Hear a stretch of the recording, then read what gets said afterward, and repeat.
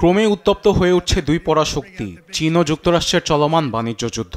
মার্কিন president Donald Trump চীনা পণ্যের ওপর শুল্ক 145% বাড়ানোর পর তার দাঁত ভাঙা জবাব দিয়েছে বেইজিং। শুক্রবার যুক্তরাষ্ট্রের পণ্যের উপর শুল্ক হার 84 থেকে 125% বাড়ানোর ঘোষণা দিয়েছে চীনের অর্থ মন্ত্রণালয়, যা শনিবার থেকে কার্যকর হবে। সেই সঙ্গে মার্কিন প্রেসিডেন্টের শুল্ক কৌশলকে রসিকতা বলে উড়িয়ে দিয়েছে বেইজিং। এতে দু দেশের অর্থনৈতিক সম্পর্কে দেখা দিয়েছে চরম অস্থিরতা। ঘোষণাটি এমন সময় এলো যখন ইউরোপীয় ইউনিয়নকে বেইজিংয়ের সঙ্গে এক হয়ে যুক্তরাষ্ট্রের একতরফা নিপীড়নের বিরুদ্ধে রুখে দাঁড়ানোর আহ্বান জানিয়েছেন চীনের প্রেসিডেন্ট শি জিনপিং। শুক্রবার স্পেনের প্রধানমন্ত্রী পেদ্রো সানচেজের সঙ্গে বৈঠকের সময় চীন ও ইউরোপীয় ইউনিয়নের একসঙ্গে কাজ করার মাধ্যমে বিশ্ব বাণিজ্যে স্থিতিশীলতা আনার কথা বলেন চীনা প্রেসিডেন্ট।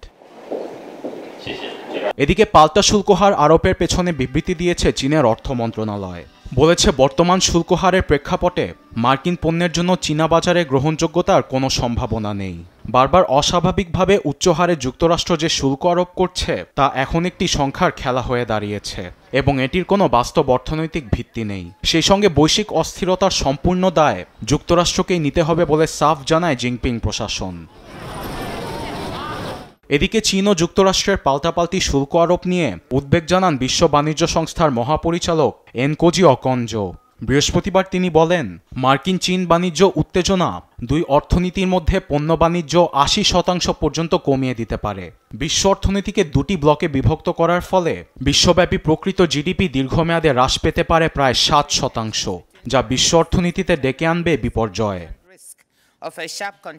এদিকে যুক্তরাষ্ট্র চীন বাণিজ্য যুদ্ধের ঝড় পৌঁছেছে বিনোদন ক্ষেত্রেও। ট্রাম্পের শুল্ক আরোপের প্রতিক্রিয়ায় এবার চীনের বাজারে হলিউডের সিনেমার মুক্তি কমাতে পদক্ষেপ নিয়েছে দেশটির জাতীয় চলচ্চিত্র প্রশাসন। এতে চীনা হলিউড প্রেমিকদের মধ্যে যুক্তরাষ্ট্রের চলচ্চিত্র দেখা নিয়ে উকি দিচ্ছে শঙ্কা। আরবেদ আফসার, নিউজ ডেস্ক, দেশ টিভি।